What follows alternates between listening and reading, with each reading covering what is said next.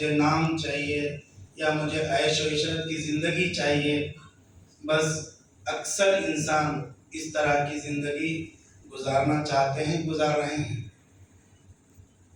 لیکن ایسی زندگی سے کوئی فائدہ نہیں ہے. نہ اپنی ذات کا فائدہ ہے، نہ امت کا فائدہ ہے، نہ ملت کا فائدہ ہے، نہ انسانیت کا فائدہ ہے. کہ اگر ہم سب میں پہلے اپنی ذات کو فائدہ پہنچانے والے اور امت کو فائدہ پہنچانے والے، انسانیت کو فائدہ پہنچانے والے اگر ہم بنیں گے تو ہماری زندگی کامیاب ہو جائے گی. تو ساتھ سے ہم یہ سیکھ رہے ہیں کہ زندگی کیسے گزارنا چاہیے، ہم کو کیسا بننا چاہیے کہ ہم کو بھی فائدہ ہو، ساتھ میں پورے معاشرے کو فائدہ ہو، پورے ملک کو فائدہ ہو، پوری قوم کو فائدہ ہو. یہ سیکھنے کی چیز ہے. سارے یہ چیز سکھا رہے ہیں کہ ہم کو بات چیت کیسے کرنا چاہیے. مثال کے طور پر اس زمانے میں سب میں زیادہ بولی جانے والی زبان انگریزی زبان ہے. اردو زبان کے جاننے والے لوگ کم ہوتے چلے جا رہے ہیں اور اردو زبان کے سمجھنے والے لوگ بھی بہت کم ہوتے جا رہے ہیں.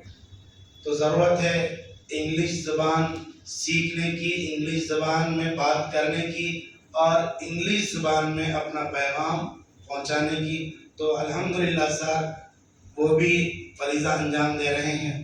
اس کے ساتھ ساتھ کہ انسان کو صبح سے شام تک کیسا رہنا چاہیے، معاشرے میں کیسا رہنا چاہیے، گفتگو کیسا کرنا چاہیے، کیسا اٹھنا چاہیے اور کیسے اوقات کی قدر کرنا چاہیے، کیسے بڑوں کی قدر کرنا چاہیے، کیسے ماں باپ کی قدر کرنا چاہیے، کیسے چھوٹوں پر شفقت کرنا چاہیے اور کیسے رزق کی قدر کرنا چاہیے، اس کا احساس ساتھ دلا رہے ہیں.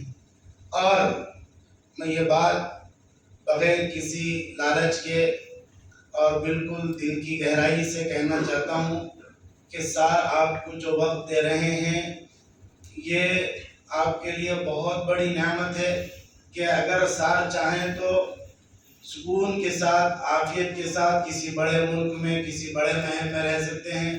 اتنی محنت کرنے کی ضرورت نہیں ہے.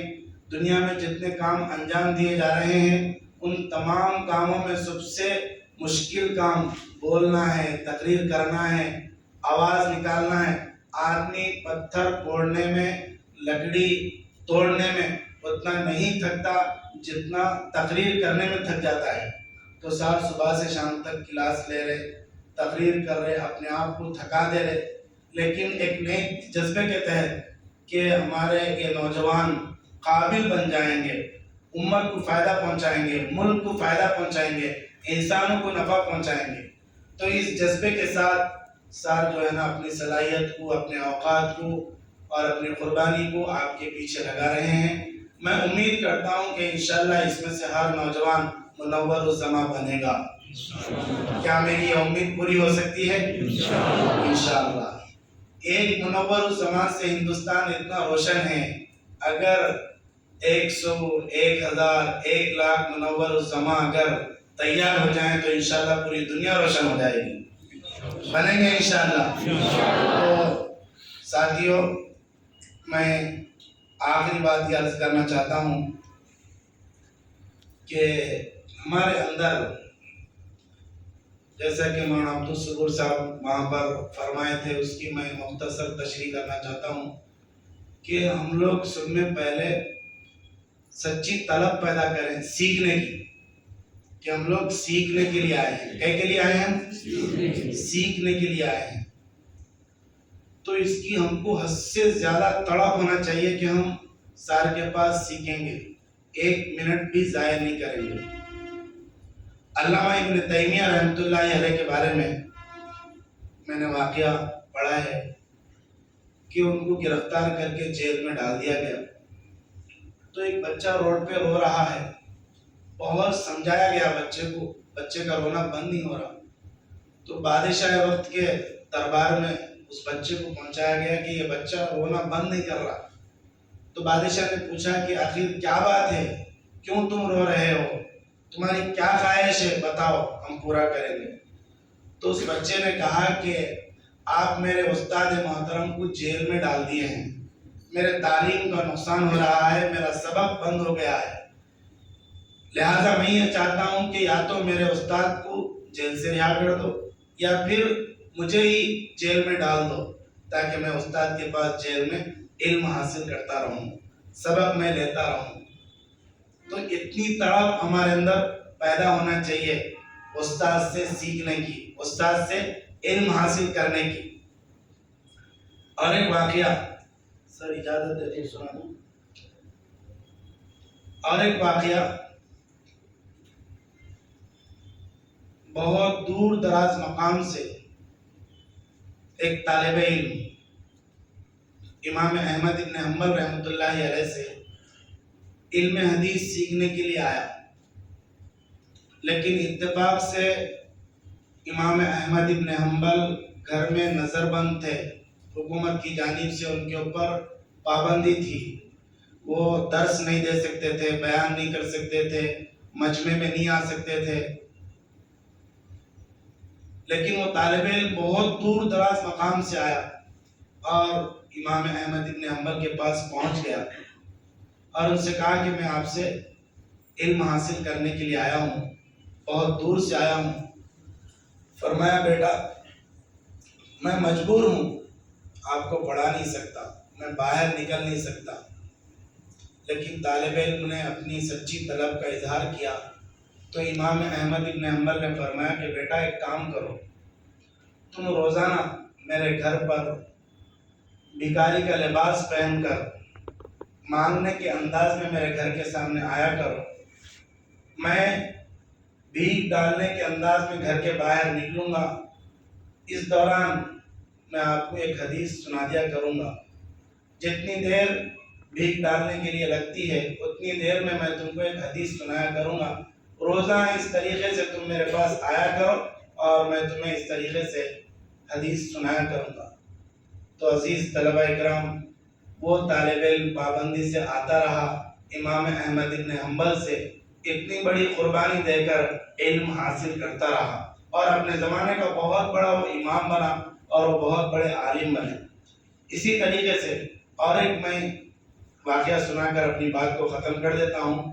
یہ اس لیے سنانا ہے کہ ہمارے اندر بہت زیادہ طلب پیدا ہو سیکھنے کی، بہت زیادہ تڑپ پیدا ہو علم حاصل کرنے کی، اور اللہ ہم کو بہت نوازیں گے، بہت ترقی دیں گے، بہت اونچا مقام عطا کریں گے۔ امام ابو یوسف رحمۃ اللہ علیہ کے بارے میں واقعہ مشہور ہے، ان کے والد کا انتقال ہوا، گھر میں کمانے والا کوئی نہیں تھا، ماں نے کہا کہ بیٹا دھوبی کے پاس جا کر کپڑے دھویا کرو اور مزدوری کے پیسے لاؤ، گھر میں جو ہے گزر بسر کے لیے ہم کھانا سالن بنائیں گے۔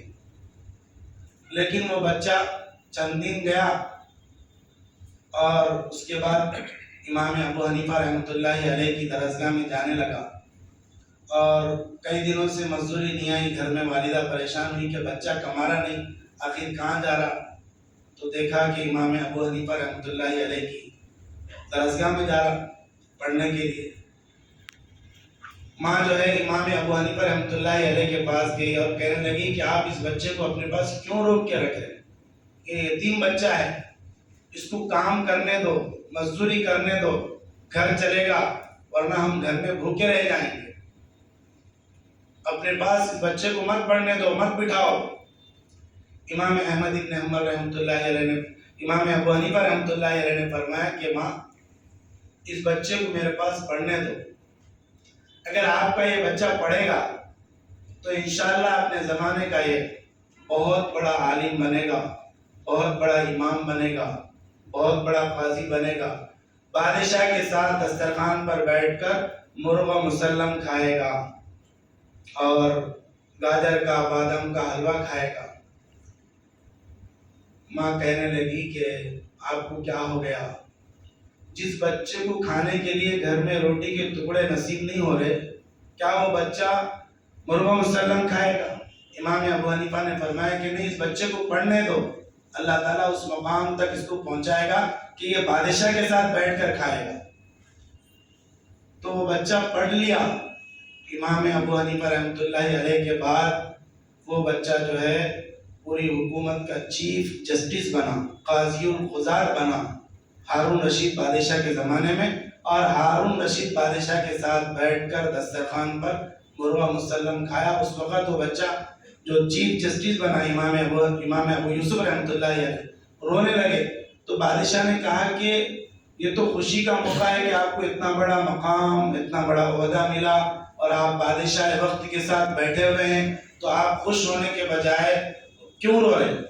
تو فرمایا اللہ تعالیٰ میرے استاد کی خبر پر رحمتیں نازل فرمائے کہ انہوں نے فرمایا تھا کہ یہ بچہ پڑھے گا تو بادشاہ کے ساتھ بیٹھ کر کھائے گا۔